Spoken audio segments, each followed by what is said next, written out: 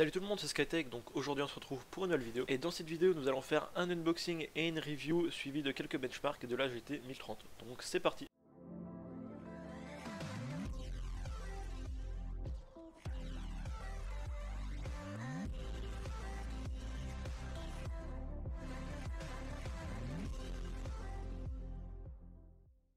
Sans plus tarder, on va passer à la review de la carte graphique. La version de la carte graphique qu'on va voir aujourd'hui, c'est la MSI GT 1030 Aero ITX. Cette carte graphique sortie le 17 mai 2017, donc elle a été conçue pour tout ce qui est entrée de gamme, donc aussi avec la GTX 1050 et la 1050 Ti. Venant avec un prix de 70 €, cette carte graphique fera bien l'affaire pour tous les jeux e-sport, mais aussi la bureautique et les choses comme cela. Ces GT 1030 peuvent être trouvées sous deux variantes, soit de taille normale comme celle que j'ai, ou sinon de profil bas pour les petits PC SFF de chez Dell ou HP. Pour les spécifications de cette carte graphique, du coup elle vient avec 2 Go de GDDR5 de mémoire vidéo, une fréquence de base de 1227 MHz, 384 processeurs de flux et un TDP de 30 watts. Maintenant si nous passons à l'unboxing, nous pouvons du coup voir que MSI nous a fait un très beau et très clean packaging. Toutes les informations, spécifications, etc. donc sont très bien détaillées sur cette boîte. Donc si on regarde sur le côté gauche de la boîte, on peut voir donc le signe MSI, Nvidia, 2 Go de GDDR5, support de DirectX 12 et PCI Express 3.0. Sur le côté droit, c'est pareil, donc nous avons encore le signe MSI, Nvidia et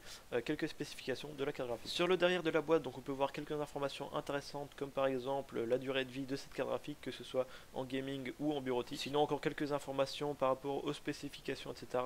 On peut voir un petit endroit avec écrit MSI Afterburner et quelques infos là-dessus. Donc voilà, encore très clean et très simple de la part de MSI. Après ça, si on ouvre la boîte, on peut directement voir la carte graphique devant nous avec une protection en plastique. Donc voilà la carte graphique avec quelques protections en plastique pour les ports. Et du coup, juste en dessous de la carte graphique, nous avons le manuel et aussi un petit DVD pour les drivers.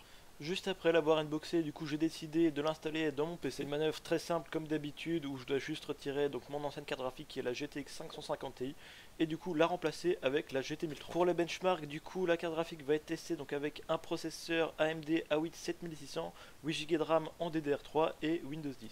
Pour la benchmark, j'ai d'abord décidé de tester Cinebench donc avec le benchmark OpenGL où j'ai une moyenne de 57 fps. Juste après ça, nous avons Unengine Heaven donc en 1080p graphisme en haut où j'ai une moyenne de 30,7 fps et un score de 774. Et en dernier, nous avons Fortnite Battle Royale où là j'ai testé avec la résolution 1080p les graphismes low medium où j'ai eu du coup un maximum de 118 fps, une moyenne de 68 fps et un minimum de 38 fps. Donc voilà, on se retrouve pour la fin de la vidéo. Donc cette carte graphique est vraiment très bien si vous êtes sur budget et que vous avez par exemple un vieux PC que vous voulez upgrade et vous voulez jouer à quelques jeux e-sport, ou si vous avez par exemple un petit PC SFF par exemple de chez Dell et HP, donc là aussi c'est très bien pour l'upgrade. Donc si vous êtes sur budget et que vous êtes dans ce genre de cas, je vous recommande cette carte graphique. Sinon si vous savez comment faire, je vous conseille plutôt l'occasion pour 70 € où vous aurez un meilleur deal. Donc voilà, on se retrouve pour la fin de la vidéo, j'espère que vous l'avez aimé, n'oubliez pas de liker et de vous abonner. C'était Skytech, bye.